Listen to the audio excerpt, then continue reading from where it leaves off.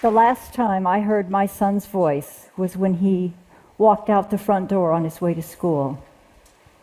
He called out one word in the darkness, "Bye." It was April 20th, 1999. Later that morning at Columbine High School, my son Dylan and his friend Eric killed 12 students and a teacher and wounded more than 20 others before taking their own lives. 13 innocent people were killed, leaving their loved ones in a state of grief and trauma. Others sustained injuries, some resulting in disfigurement and permanent disability. But the enormity of the tragedy can't be measured only by the number of deaths and injuries that took place. There's no way to quantify the psychological damage of those who were in the school or who took part in rescue or cleanup efforts. There's no way to assess the magnitude of a tragedy like Columbine, especially when it can be a blueprint for other shooters who go on to commit atrocities of their own. Columbine was a tidal wave, and when the crash ended, it would take years for the community and for society to comprehend its impact. It has taken me years to try to accept my son's legacy. The cruel behavior that defined the end of his life showed me that he was a completely different person from the one I knew. Afterwards, people asked, "How could you not know? What kind of a mother were you?" I still ask myself those same questions. Before the shootings, I thought of myself as a good mom, helping my children become caring, healthy, responsible adults was the most important role in my life.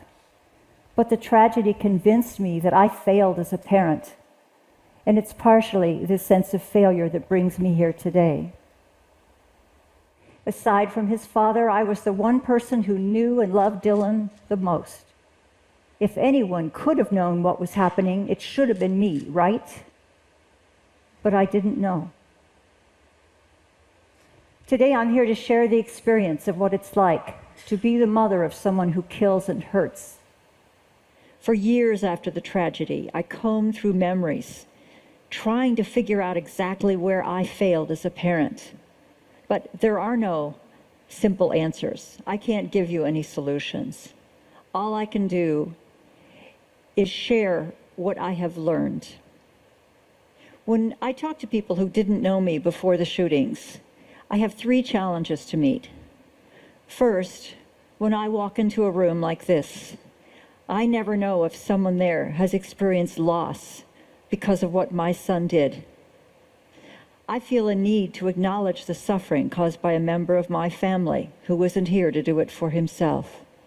So first, with all of my heart, I'm sorry if my son has caused you pain. The second challenge I have is that I must ask for understanding and even compassion when I talk about my son's death as a suicide. 2 years before he died, he wrote on a piece of paper in a notebook that he was cutting himself. He said that he was in agony and wanted to get a gun so he could end his life. I didn't know about any of this until months after his death. When I talk about his death as a suicide, I'm not trying to downplay the viciousness he showed at the end of his life. I'm trying to understand how his suicidal thinking led to murder.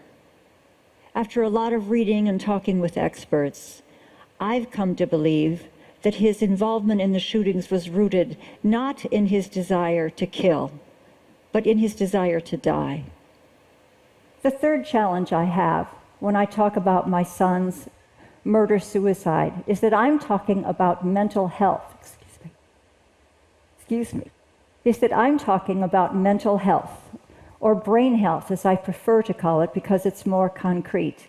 And in the same breath, I'm talking about violence. The last thing I want to do is to contribute to the misunderstanding that already exists around mental illness. Only a very small percent of those who have a mental illness are violent toward other people. But of those who die by suicide, it's estimated that about 75 to maybe more than 90% have a diagnosable mental health condition of some kind. As you all know very well, our mental health care system is not equipped to help everyone. And not everyone with destructive thoughts fits the criteria for a specific diagnosis. Many who have ongoing feelings of fear or anger or hopelessness are never assessed or treated.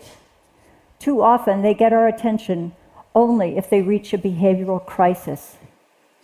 If estimates are correct, that about 1% to 2% of all suicides involves the murder of another person, when suicide rates rise, as they are rising for some populations, then murder-suicide rates will rise as well. I wanted to understand what was going on in Dylan's mind prior to his death, so I looked for answers from other survivors of suicide loss. I did research and volunteered to help with fundraising events, and whenever I could, I talked with those who had survived their own suicidal crisis or attempt. One of the most helpful conversations I had was with a coworker who overheard me talking to someone else in my office cubicle. She heard me say that Dylan could not have loved me if he could do something as horrible as he did. Later, when she found me alone, she apologized for overhearing that conversation, but told me that I was wrong. She said that when she was a young single mother with 3 small children, she became severely depressed and was hospitalized to keep her safe. At the time, she was certain that her children would be better off if she died, so she had made a plan to end her life. She assured me that a mother's love was the strongest bond on earth, and that she loved her children more than anything in the world.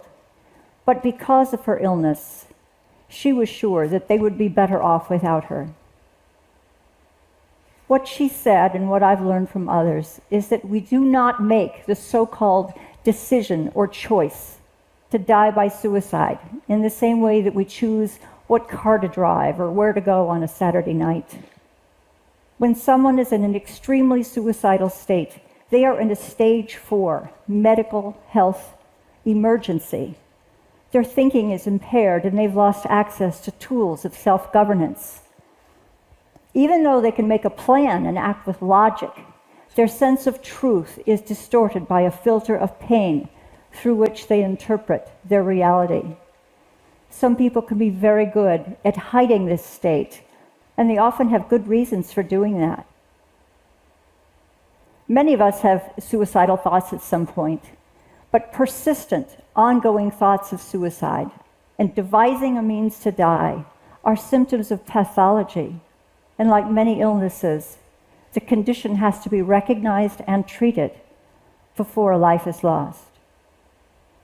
But my son's death was not purely a suicide. It involved mass murder. I wanted to know how his suicidal thinking became homicidal. But research is sparse, and there are no simple answers. Yes, he probably had ongoing depression. He had a personality that was perfectionistic and self-reliant, and that made him less likely to seek help from others. He had experienced triggering events at the school that left him feeling debased and humiliated and mad. And he had a complicated friendship with a boy who shared his feelings of rage and alienation, and who was seriously disturbed, controlling, and homicidal. And on top of this period in his life of extreme vulnerability and fragility, Dylan found access to guns, even though we'd never owned any in our home. It was appallingly easy for a 17-year-old boy to buy guns, both legally and illegally, without my permission or knowledge. And somehow, 17 years and many school shootings later, it's still appallingly easy. What Dylan did that day broke my heart. And as trauma so often does, it took a toll on my body and on my mind. 2 years after the shootings, I got breast cancer. And 2 years after that, I began to have mental health problems. On top of the constant, perpetual grief, I was terrified that I would run into a family member of someone Dylan had killed, or be accosted by the press, or by an angry citizen.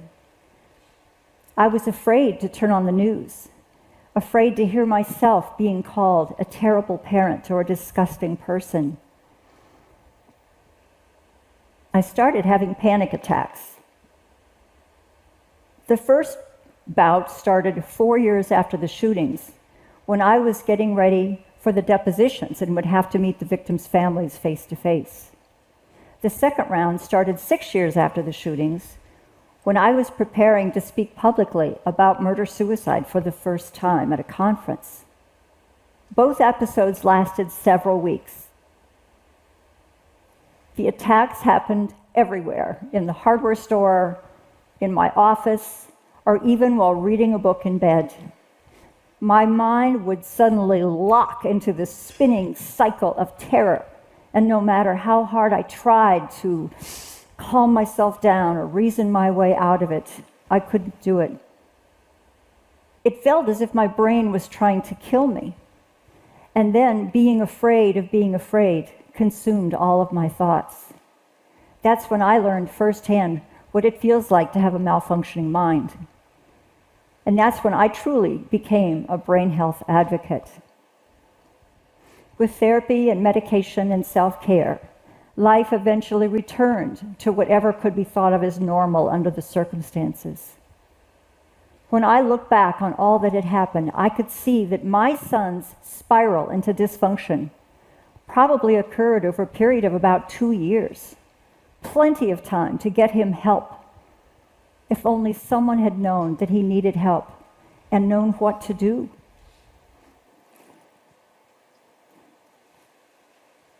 Every time someone asks me, "How could you not have known?" it feels like a punch in the gut.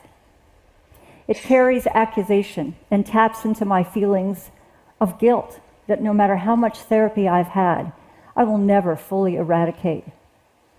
But here's something I've learned. If love were enough to stop someone who was suicidal from hurting themselves, suicides would hardly ever happen. But love is not enough, and suicide is prevalent. It's the second leading cause of death for people aged 10 to 34. And 15% of American youth report having made a suicide plan in the last year. I've learned that no matter how much we want to believe we cannot know or control everything our loved ones think and feel. And the stubborn belief that we are somehow different, that someone we love would never think of hurting themselves or someone else, can cause us to miss what's hidden in plain sight. And if worst-case scenarios do come to pass, we'll have to learn to forgive ourselves for not knowing, or for not asking the right questions, or not finding the right treatment. We should always assume that someone we love may be suffering, regardless of what they say or how they act. We should listen with our whole being, without judgment, and without offering solutions. I know that I will live with this tragedy, with these multiple tragedies, for the rest of my life. I know that in the minds of many, what I lost can't compare to what the other families lost. I know my struggle doesn't make theirs any easier.